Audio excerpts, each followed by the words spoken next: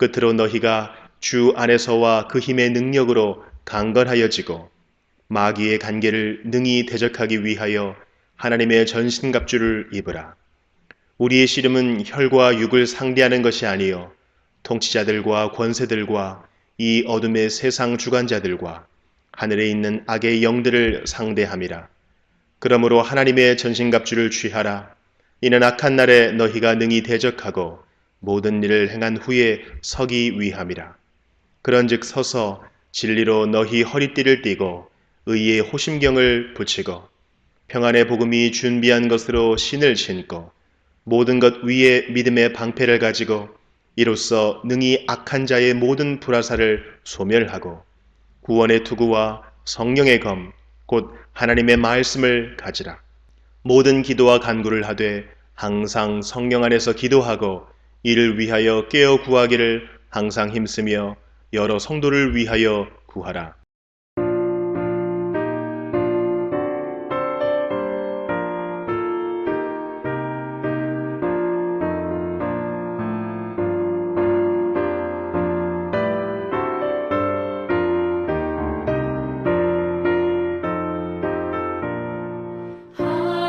하나님의 크신 사랑 하늘에서 내리사 우리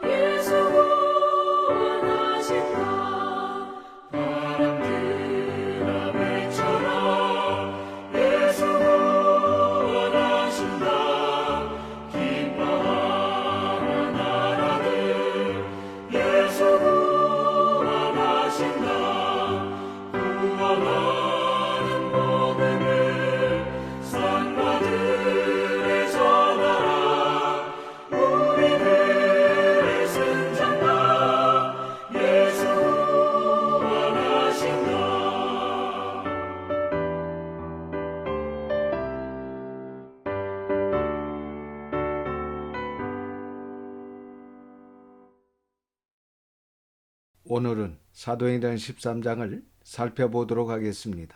1절입니다. 안디옥 교회에 선지자들과 교사들이 있으니 곧 바나바와 니게르라 하는 시므온과 구레네 사람 루기오와 분봉왕 헤롯의 젖동생 마나인과 및 사울이라.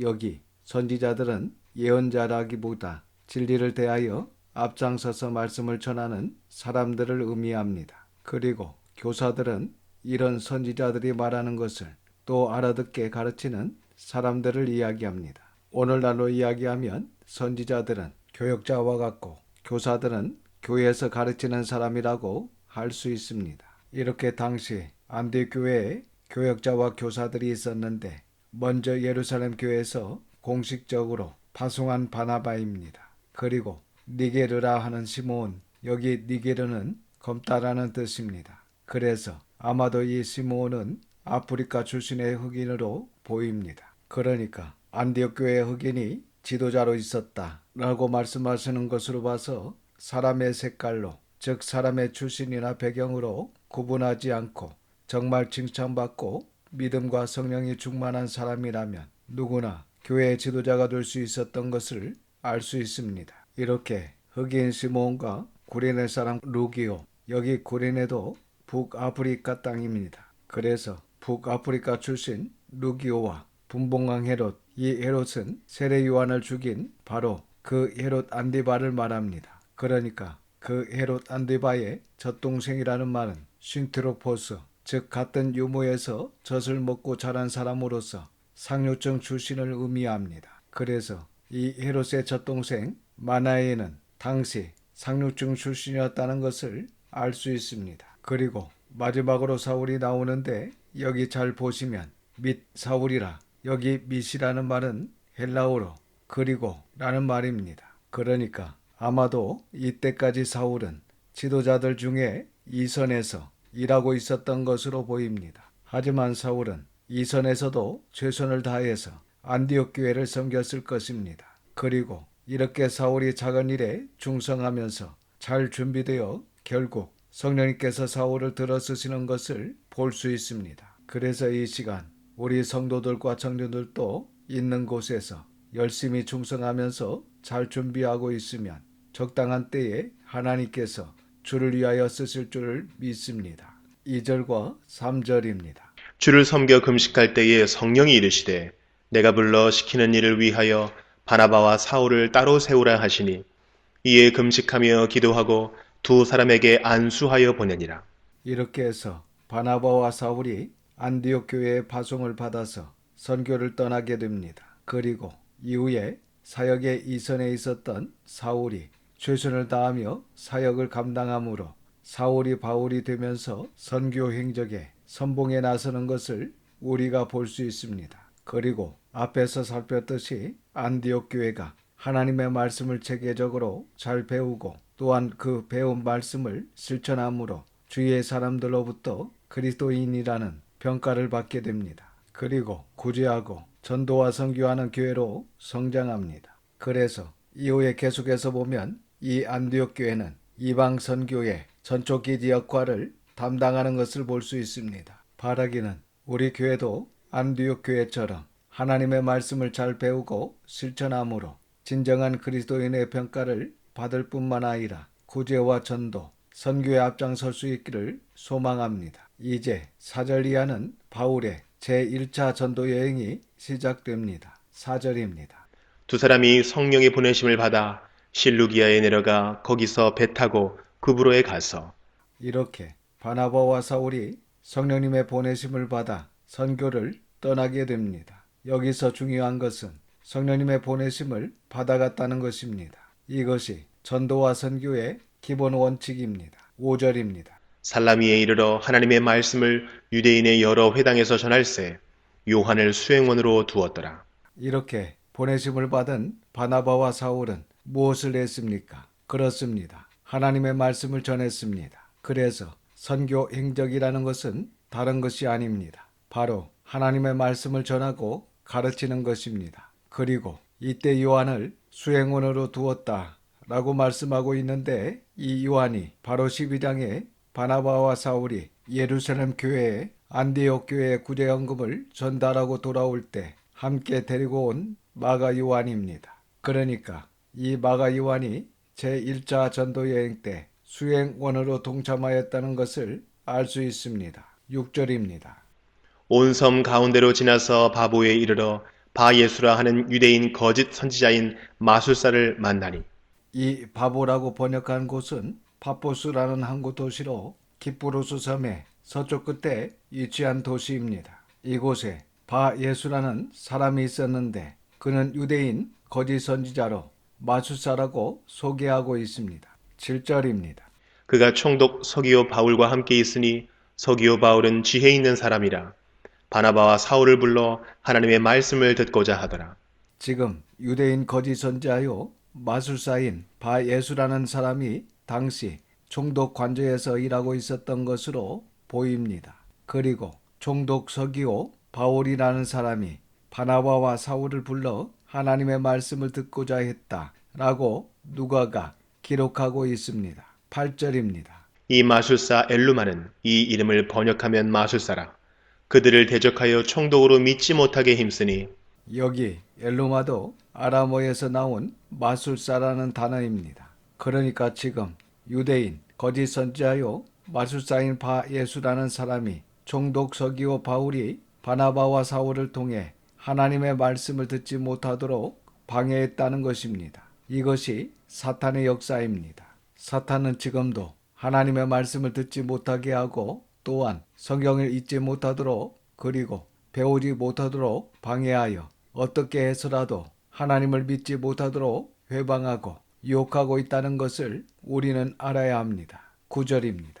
바울이라고 하는 사울이 성령이 충만하여 그를 주목하고 여기서부터 사울이 바울이라는 이름으로 기록됩니다. 바울은 노마식 이름으로 작은 자라는 뜻입니다. 그리고 사울이라는 이름은 히브리식 이름의 헬라식 표기로 하나님께 구하다, 요청하다 라는 뜻입니다. 어떤 사람들은 사울이라는 이름의 뜻이 큰 자 혹은 크다 라고 말하는데 이것은 전혀 근거가 없는 말입니다. 성경학자들은 바울은 나면서부터 두 가지 이름을 가지고 있었다 라고 이야기합니다. 그러니까 당시 많은 유대인들이 유대식 이름과 노마식 이름을 가지고 있었던 것처럼 바울도 유대식 이름은 사울이었고 노마식 이름은 바울이었습니다. 그런데 이 사도행전을 기록한 누가가 이 시점에서 바울이라는 이름을 언급하면서 이후로 사울이라는 유대식 이름을 쓰지 않고 노마식 이름인 바울이라고 기록하고 있습니다. 이것은 이제 사울이 이방인에게 전도할 때가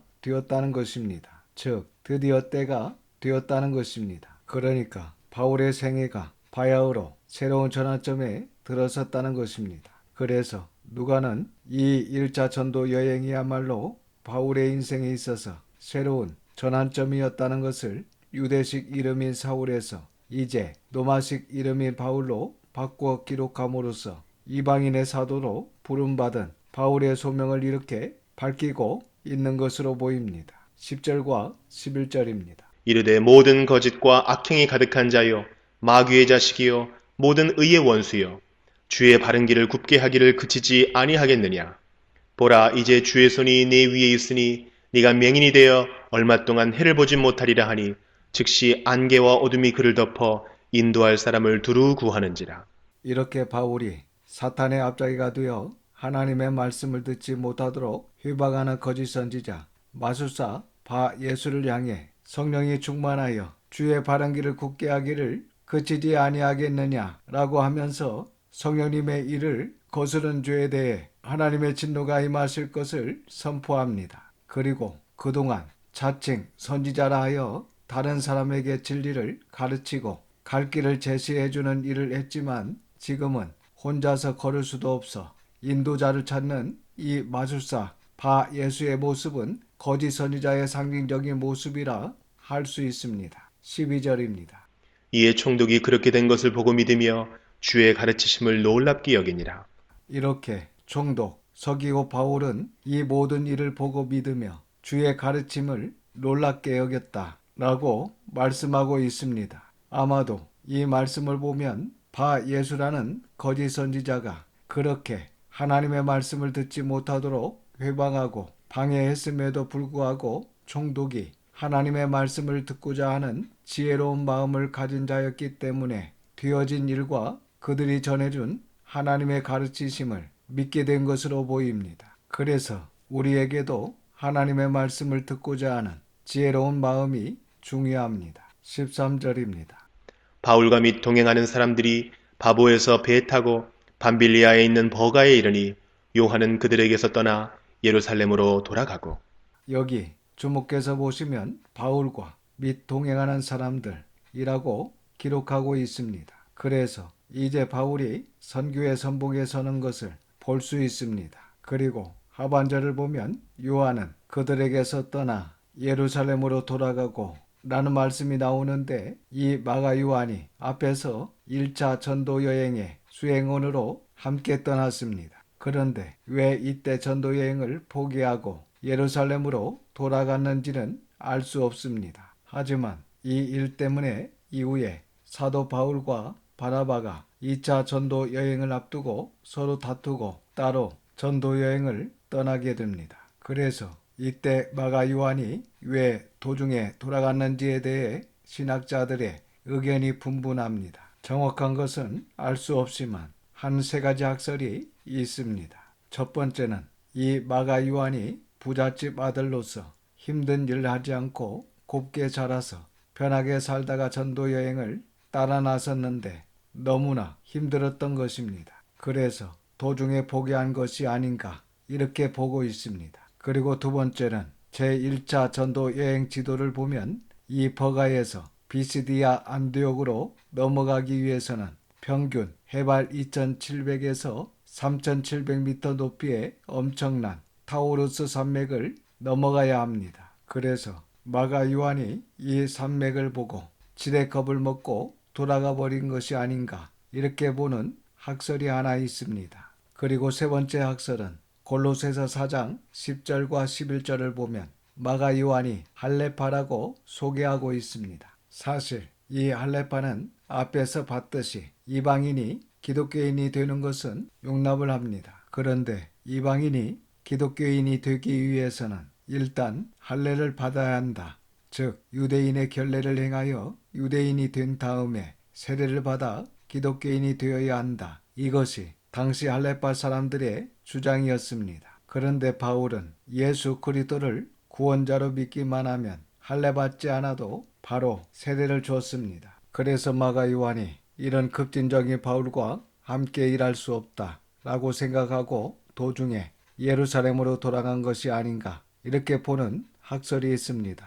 아마 이 세 번째 학설이 가장 신빙성이 있지 않나 이렇게 봅니다. 어찌됐든 이렇게 바나바와 바울 그리고 마가 요한이 함께 1차 전도 여행을 하다가 중간에 한 사람이 이탈을 해버리니까 나머지 두 사람이 얼마나 맥이 풀리고 힘이 빠지겠습니까? 우리도 이렇게 함께 진리의 길을 가다가 누군가 빠져버리면 정말 맥이 풀리고 힘이 빠지는 경우가 있지 않습니까? 그래서 아마 바울과 바나바도 이때 많이 힘들었을 것입니다. 그래도 14절 이하를 보시면 바울과 바나바는 흔들리지 않고 전도 여행을 계속해 나갑니다. 그리고 무사히 1차 전도 여행을 성공적으로 마치는 것을 우리가 성경에서 확인할 수 있습니다. 그래서 우리 교회도 하나님의 일을 하는 가운데 이런 경우가 있을지라도 흔들리지 않고 열심히 진리를 전파하며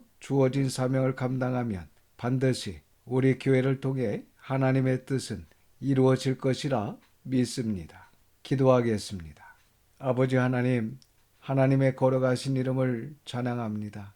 오늘도 귀한 말씀을 듣게 하시고 깨닫는 마음을 주셔서 감사를 드립니다. 사탄이 아무리 하나님의 말씀을 듣지 못하게 하고 읽지 못하도록 회방하며 요구할지라도 하나님의 말씀을 사랑하고 배우고 실천하는 하나님께서 기뻐하시는 지혜로운 자들이 다 될 수 있도록 저희들을 붙들어 주시고 인도하여 주시옵소서.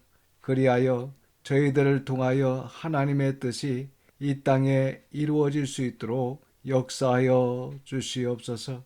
이번 한 주간도 하나님의 선한 손에 도우심으로 승리하게 하심을 믿고 감사드리며 우리 구주 예수님의 이름으로 기도드립니다. 아멘. 지금은 우리 구주 예수 그리스도의 은혜와 아버지 하나님의 그 크신 사랑하심과 성령님의 감화감동 역사 충만 위로하심이 모든 성도들과 자녀와 가정 위에 함께 하시기를 우리 구주 예수님의 이름으로 축원하옵나이다. 아멘.